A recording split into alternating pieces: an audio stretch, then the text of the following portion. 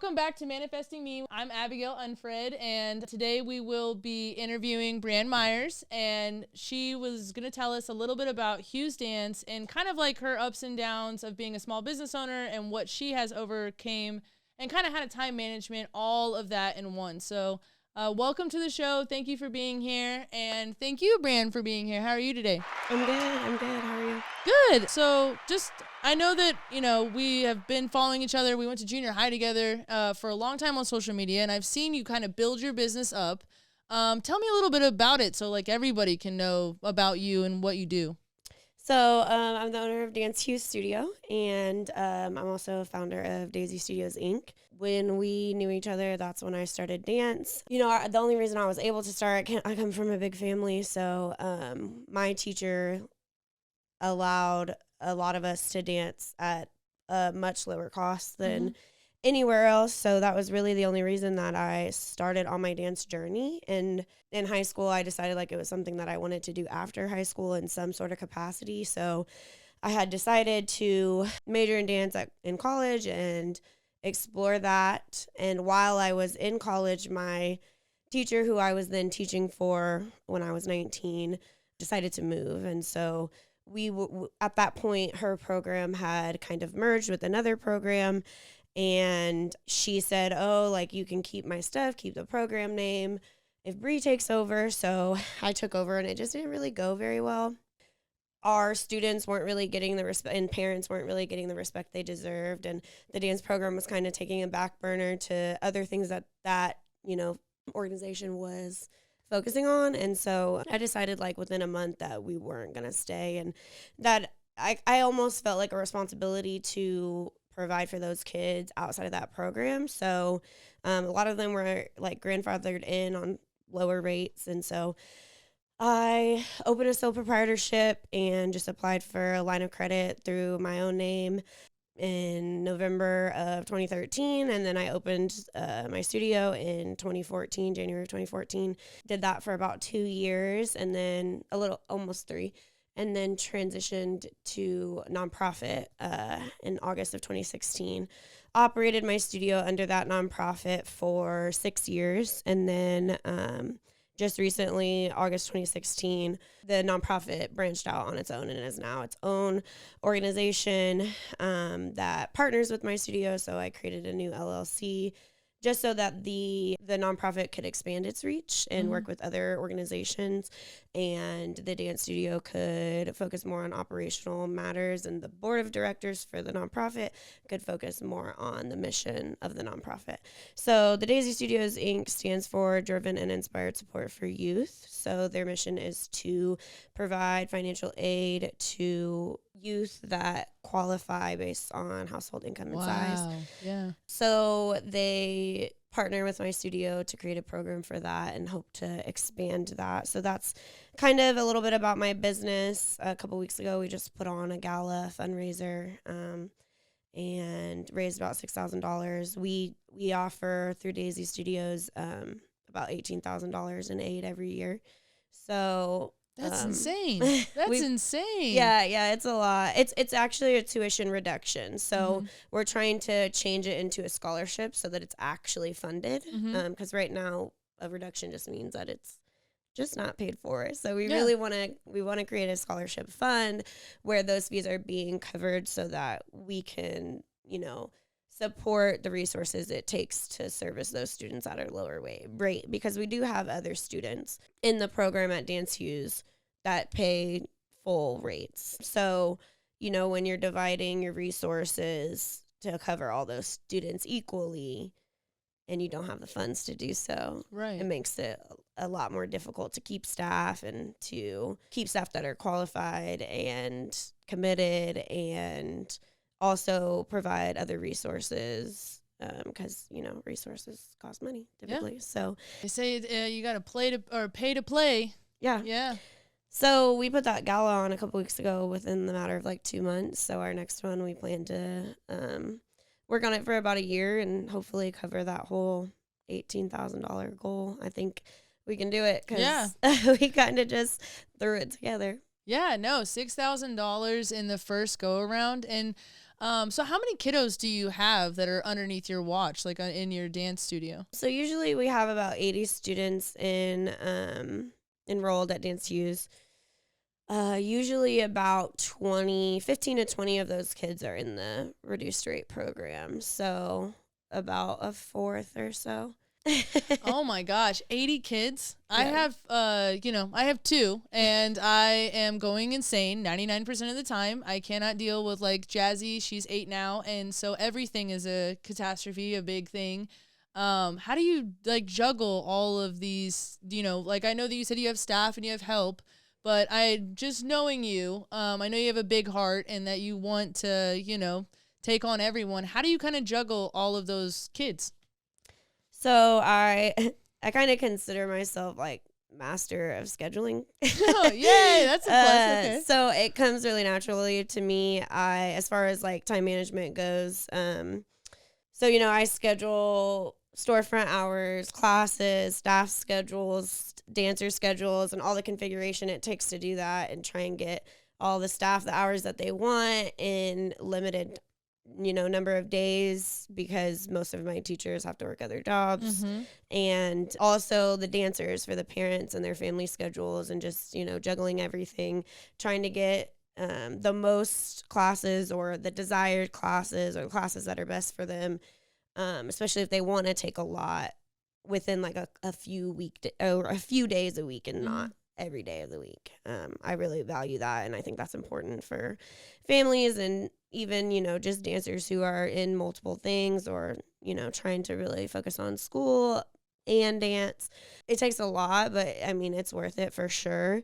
I mean, and I have another job that I work at least 20 hours a week most of the time, and then I do a lot of side gigs, so I'm pretty much constantly working. But it's definitely been a really long journey to establish and learn that I need time for myself. So That's a big thing. Yeah, because especially when you're constantly pouring into other kids, and like you said, like kids have so many emotions, and like everything is a big deal. So a lot of times I end up being, a sounding board for these kids and their parents. Like sometimes their parents are like, what am I supposed to do? And I'm like, well, this is the best advice I could give you, but I'm not a professional, so like don't shoot the messenger. I'm just going off of what we know, okay? Yeah. So I think that I have to just remind myself that I have to make time for myself, and I think that it's really hard when you own a business. You really want to promote it. You really spend a lot of time talking about it, and it's inevitable. So you almost intertwine your identity with the business, and so that's how you identify as a person and who you are, especially in the early process of it. Oh yeah, because you're trying to make it grow, and if you're just trying to keep feeding it, but you're not feeding yourself at all. Yes. The late nights, the early mornings, we had made a joke on the way in here that you try not to, you have a boundary now of separating your phone and your email for your business, for your life. And I think a lot of small businesses can like relate to that, and just, this might be who I am from 9 to 5, but I have to be somebody, I have to be myself and give myself extra time outside of that, because I'm sure just being a parent and having to deal with like other instances with my children, Jazzy's not in dance right now, but I have been that parent that's like relying on the teacher or the specialist to tell me like which way to go. And that's a lot of pressure, So when was it that you decided like, I have to put this boundary here, or I won't be able to I can't keep doing this? So I think within the first like year or two, I realized that obviously this is my passion. So I was doing a lot for the people that were with me, the people I was serving. I always wanted to like help them make it work. Like I poured a lot into them, and I got a lot of joy out of it. But then I felt really taken advantage of a lot of times. So those boundaries, were very blurry. They weren't clear. And so a lot of people I was serving, I think in my, perception, they only saw me for what I could offer, or what I was doing for them, or me as, the studio, or as our programs. And so I've, and it's funny because, you know, in those early times, like those people, I really valued those relationships. And for me, that was my identity. So it was really hard to, especially when you're working with kids, like you really want these personal relationships, but you're in a professional atmosphere and environment. So, and like even with their parents, you know, you do develop these personal relationships. And then when you feel like you've really invested in these relationships personally, and then you don't feel like you're getting that in return necessarily, or at least the way that you would want it to be, is hard. So I think within the first year or two, I kind of realized that people were taking advantage of me, or at least that's how I felt. Maybe they weren't intentionally. And I think I responded to that by like with a fight or flight response. And if you know me, it's always fight. I'm always going to fight for what I believe in. So I almost became hardened, and I kind of had to cut off those relationships almost. And I think that it was really hard on those relationships. So I still wasn't happy. You know, I was trying to do what was best for myself by creating a boundary, but the boundary was so harsh that I still wasn't happy, and then like other people weren't happy. So do you think it's because those people didn't respect your boundaries when you set them, or they were so used to you know, just not having any that it was convenient for them? Or do you think that your hardship of that was just that you had kind of realized that some people aren't meant to go where you're going? I think that mostly it was, one, I was defensive. Like I felt like I had to protect myself. So I think that energy was apparent, like not, I think it was felt like by some people. And I think that some people were so used to just me being yes, whatever you need. And then when I was like, no, I can't do that for you. I can do this for you, but I can't do this for you. It felt unfair to them, I think. And then, you know, when that was expressed to me is when I felt like even more. Right. But I still wasn't happy. You know, I was like, how can I make everyone happy? Because you're continuing to make these sacrifices, and you're the better, you know, like you're not dealing with your own mental health in your own life. You're helping them with their life, but then there's really no reciprocated gratitude for any of that. And so I'm sure that was a lot. Yeah. And so like in the last 2 or 3 years, I have really focused on my mental health. So, you know, not just like making time or setting boundaries, but really making sure that I'm filling my cup back up. So, because when I do that, you know, when I'm happy and healthy, my business is happier and healthier because I have more to put into it when I'm filling up my own cup. So, you know, within the last year, I got into therapy and was, you know, focused on like psychiatric medicine, and like it really changed my life. Like I had like really great improvements on just being able to like deal with the, you know, everything that comes with running a business and working with kids. Yeah.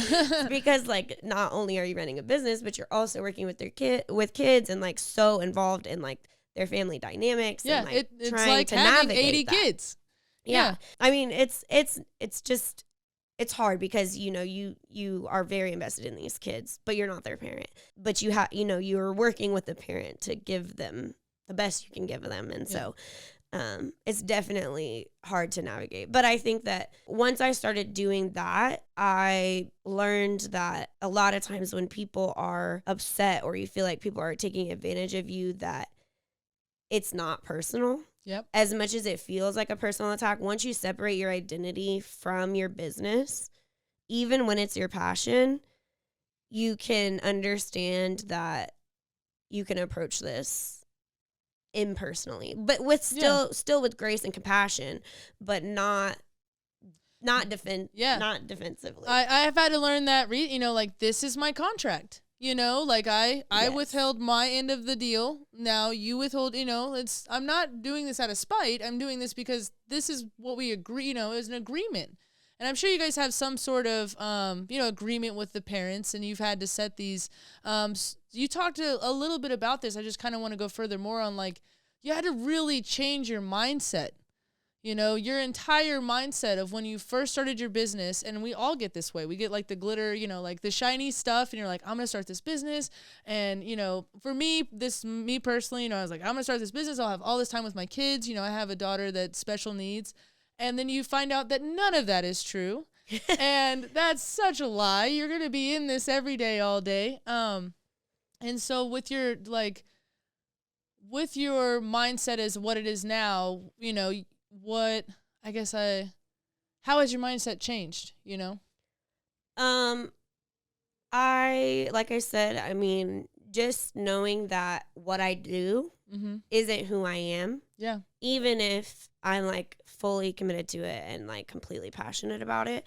And I think that it's my main like focus now is like I've established that within myself. And so I can do all of these things to make sure that I feel that way. And so now the hard part is communicating to the people in my personal life that I have personal relationships with outside of my programs, that while I like am so grateful for the support for what I do and for my programs, that like I'm a person too. And so like communicating that in a personal relationship, I need support as a person, as a friend, like that has nothing to do with my program and my studio. Yeah. And I think that, like I said, when you start your business, it's inevitable. You do it to yourself almost. It's all you talk about at some point, and then it's all people ask you about at some point. Right. And then it's all the support you get. Like, what can I do for the studio? What can I do for your kids? What can I do for, and that has been like the transition I've been trying to make with my personal relationships, because, those relationships within my studio are so very much me pouring into the kids, right? So I have to learn how to prioritize my relationships outside of the studio, or even my personal relationships with some of those people outside of the studio, right? Because that's what fills me back up, especially in the harder times, like those people supporting me, having time with family and friends, and knowing that I'm a person and feeling that way and getting that reciprocation, that's made me happy. And like I said, if you're happy and healthy, your business is going to be happier and healthier. Because when you spend so much time in your business, just pouring in and pouring in and pouring in, and you have nothing left for yourself, you become resentful, you become depressed, you become angry, you become irritable, you become reactive, and then your business starts to fail because then the other people feed off of that. Exactly. Your clients, your staff, dancers, your staff. Absolutely. Yeah. So that's been a lesson, like I'd say probably from like year 3 to year 6, I would say, like that, when I changed that boundary, navigating that boundary and making sure that I'm not angry or not resentful, but still, standing, strong in what I believe in, or my contract or my policies or whatever else. Yeah. Especially because those relationships are so personal. Yeah. Even though you're in a professional atmosphere. So just having, because I think that when I first started my business, I was young, very young. And so how old were you? 19. 19. Okay. Yeah. So, not only did I feel like older people not respect what I was doing or respect how I was doing it, but I also didn't know what I was doing. Yeah. But I felt like I had to stand up for myself. You went with the wing it community. Right. Yeah. We're going to wing it. I was definitely defensive in a lot of things, and I felt like I had to prove myself a lot.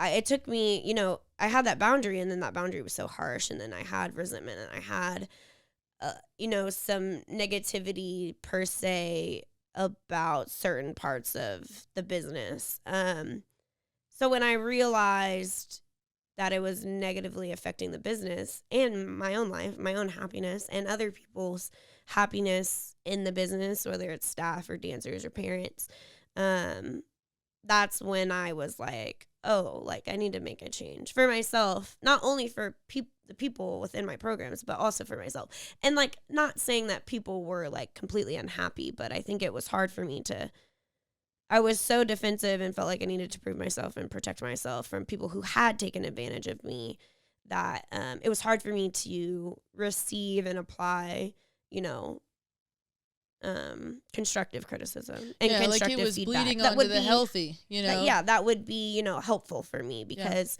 for a long time there were some people that didn't respect me. And so I think that bled through to other relationships. And so it's hard, you know, to let people in when you're like, all you've had to do the whole time, like you said, defensive, consistently be defensive and have to explain yourself. And, you know, and it gets to a point where you're like, actually, no, I don't have to explain anything. Thank you for coming though. You know, I appreciate that. But I could see like the compassion and the empathy.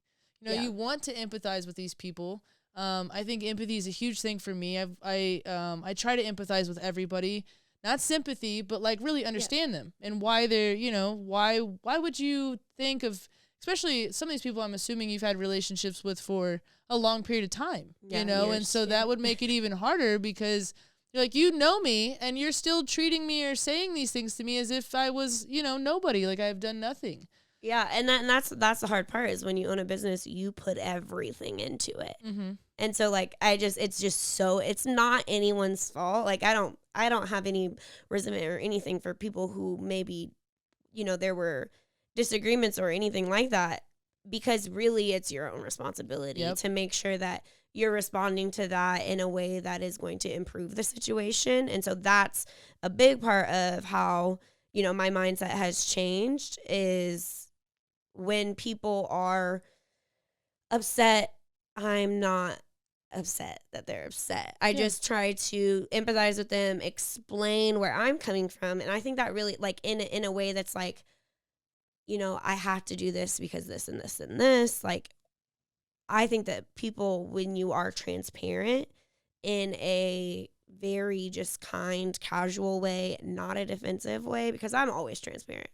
Always. Yeah, but it is what it is. I really had to learn how to do that without being defensive, or even without feeling defensive, because in the end, I really want to walk away from it feeling good about the conversation. Like there was resolution, not like there was still conflict or tension that's built up, and it's like, okay, so you just had to like get it off of your chest and move on from there. And I think that that's a big thing in my life that has changed as far as priorities go. Like knowing that it's your responsibility to respond in a way that will benefit you.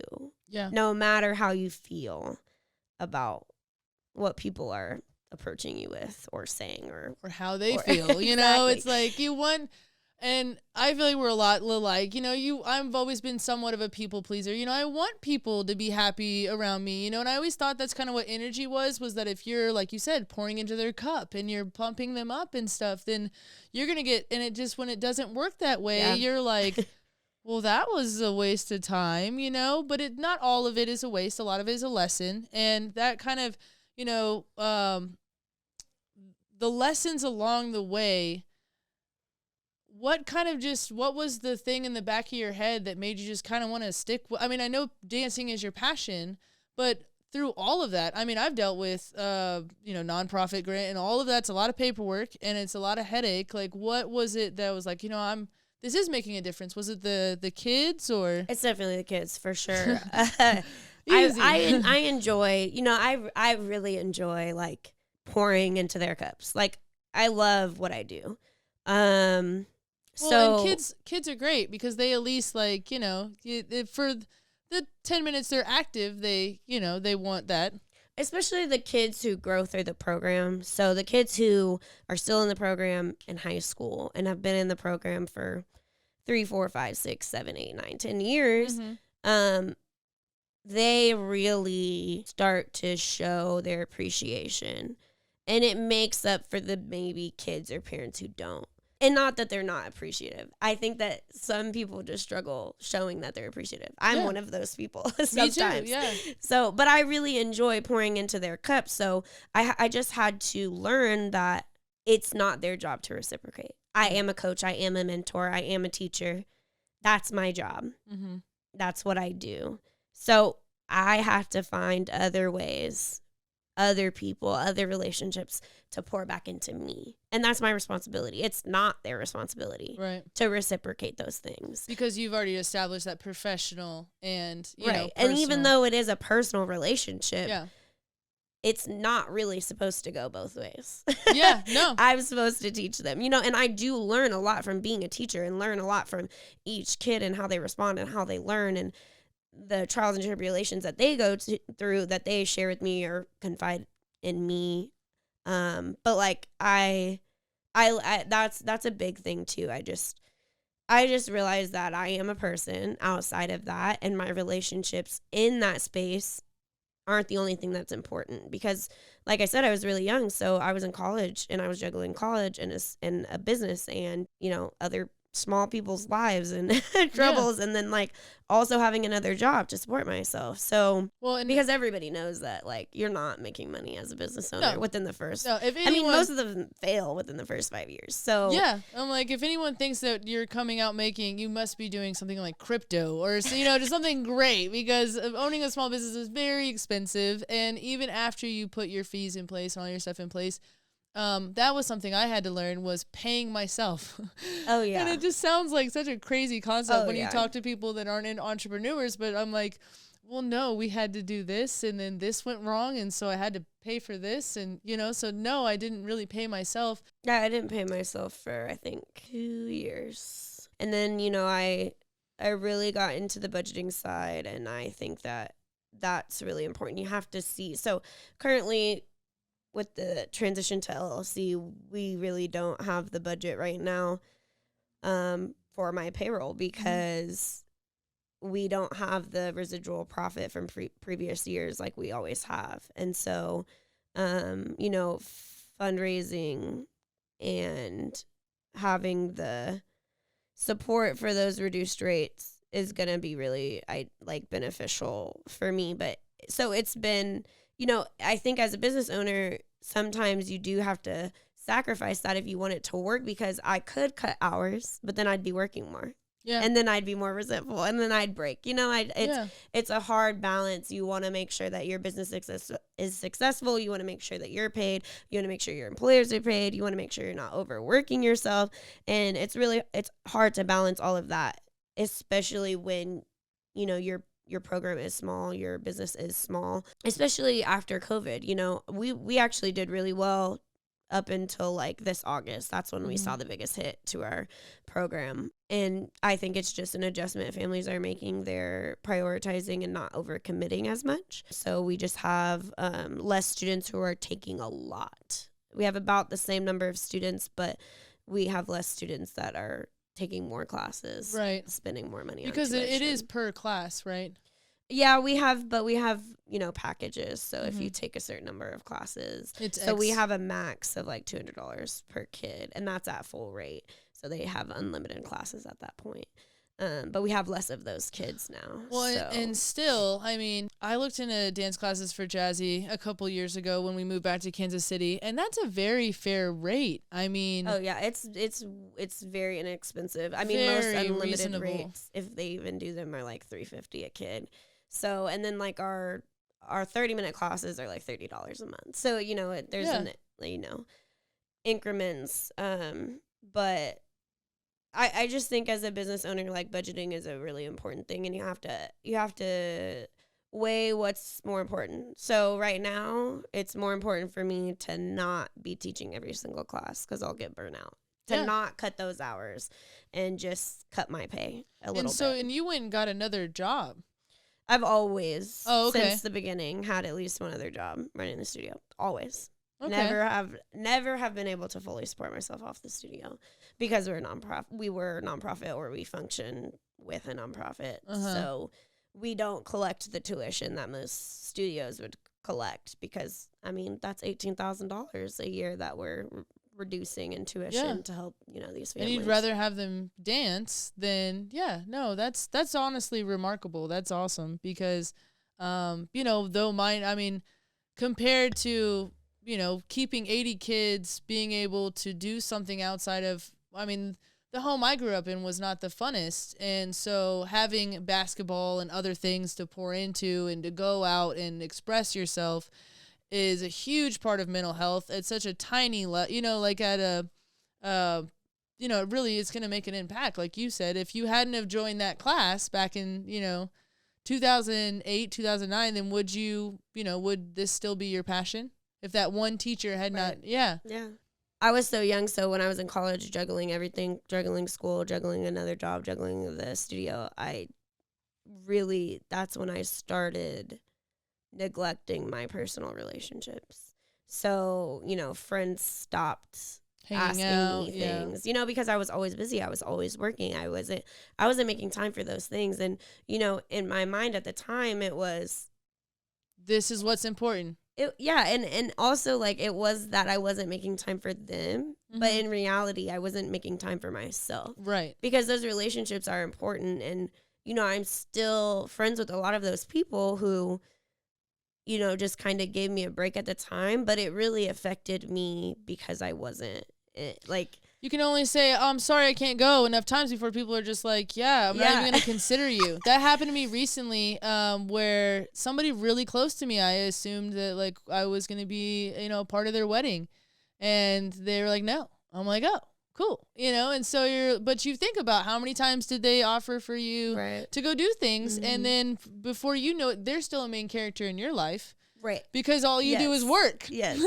Right. But then so you're not building new relationships. So the relationships you had before in your mind are still the same. But for those people, they are, pouring into people who are pouring back into them. Yeah. And you're like, well, I can't really be mad. You can't, But it's a good lesson. I mean, I think that's a big lesson I've learned. I mean, creating and maintaining those relationships outside of your business is pouring back into yourself and maintaining your identity as a person, who you are and not what you do. Well, and I mean, this might be too personal and you can just say no, but as holding down a relationship, has that been like, oh yeah, absolutely. It's incredibly difficult. Yeah. You're like, I'm at work. You can come to the studio, and so with like juggling all these, what do you say, teachers and kids and friends and things like that.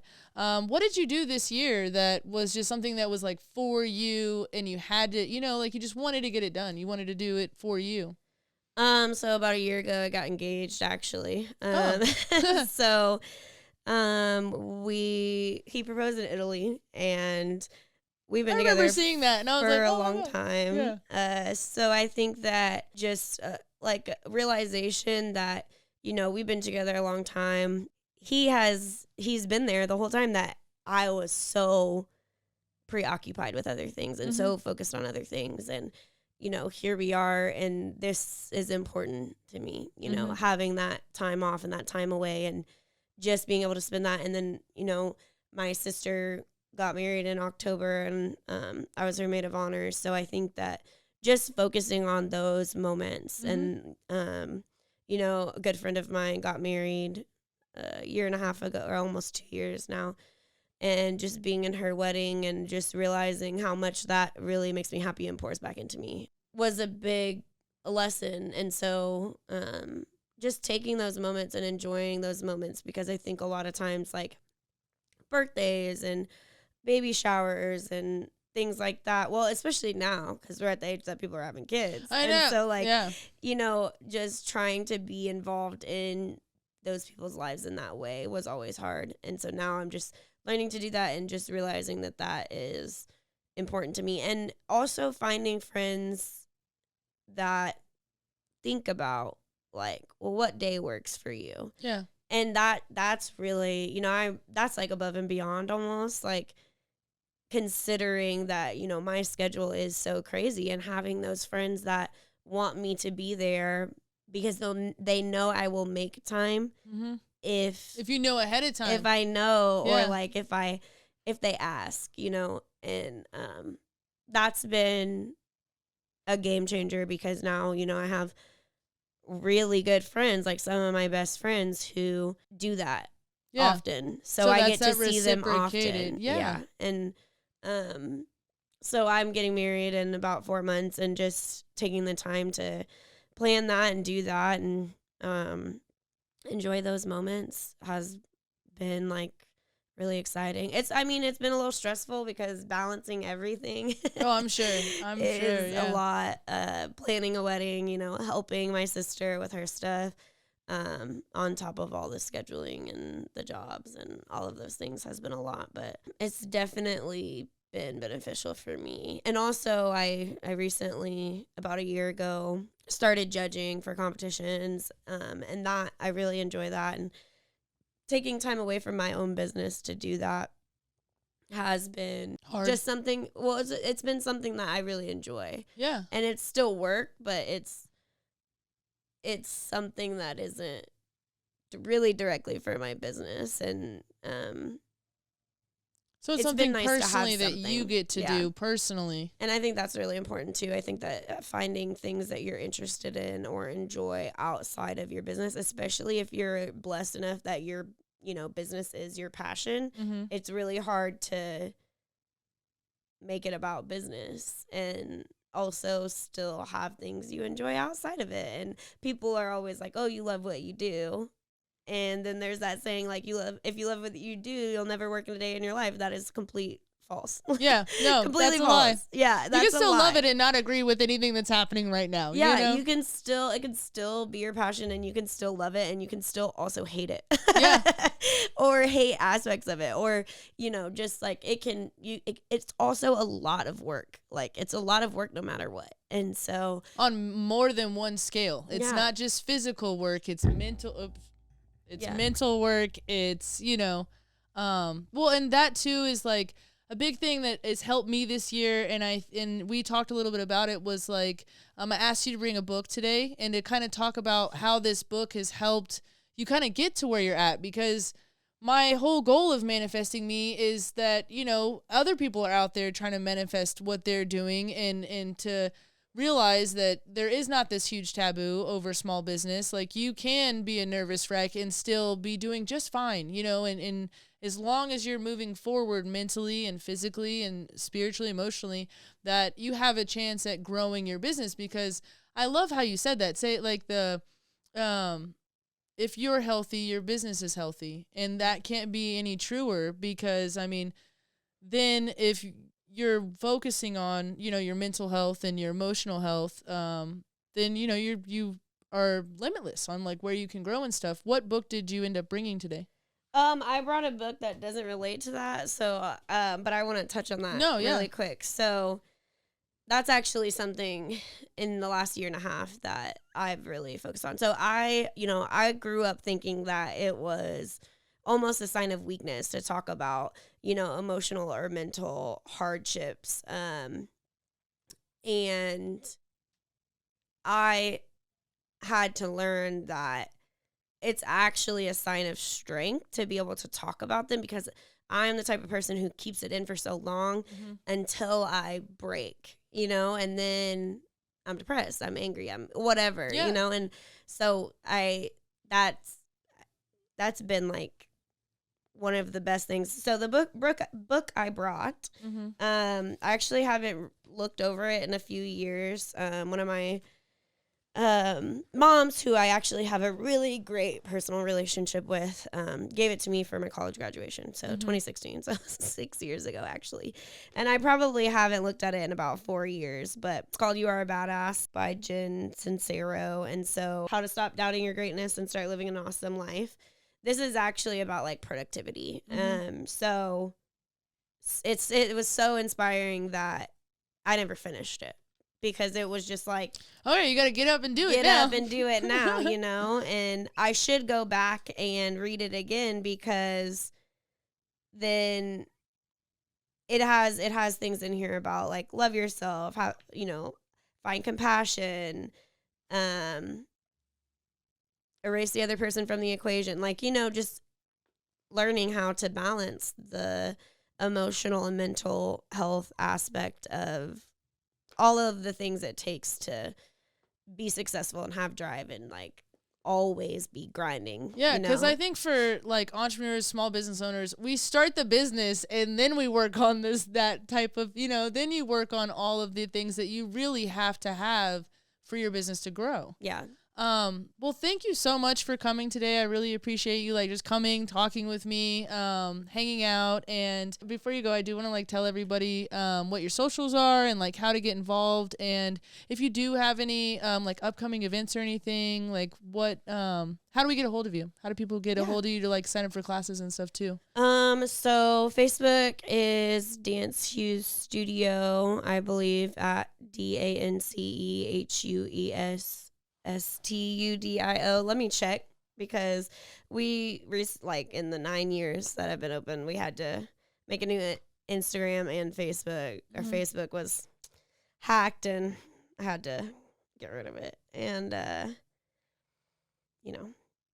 Oh then no, that Instagram. happened to me like maybe a year ago. I had gotten into a lot of the reels and things like that, so I started growing a high following. And then my old account, I can log into it, but every time I try to post anything or reply to anybody, it'll say I'm spamming them. Yeah. So it won't let me do anything on my old social media. So the Facebook is actually at Dance Hues Studio, Color Your Story. So DanceHuesStudio, Color Your Story. And then that's the Facebook page for my studio, and then the nonprofit Facebook page is at of course it's not popping up. No, and then were those the logos that you had sent me to? Because we'll have those on the board as well, and then send them to you. Yeah, too. and definitely send them to me, because I want everyone to be able to, because it's such a cool program. I mean, we talked a lot about how how you've separated them, but I just think that everyone should know, especially if you're in the Lawrence area, Lawrence, Topeka. Do you have kids that come from Kansas City too? No, I've had kids like throughout the years from like Tonganoxie and Perry and Lecompton and McLouth and Eudora. They're like surrounders. Yeah, there's so many studios in Kansas City area. It's like completely overpopulated, to be honest. It's actually a conversation I've had with, competition owners. So people who put on and travel with their competition companies, about how like crazy it is. Yeah. It's a lot. So, it just doesn't make sense to drive 40 minutes to a studio. I guess that's true. That's true. Yeah. Thank you all for coming to Manifesting Me and meeting Brianne Myers and listening about Dance Hues Studios. And thank you guys so much. Be safe.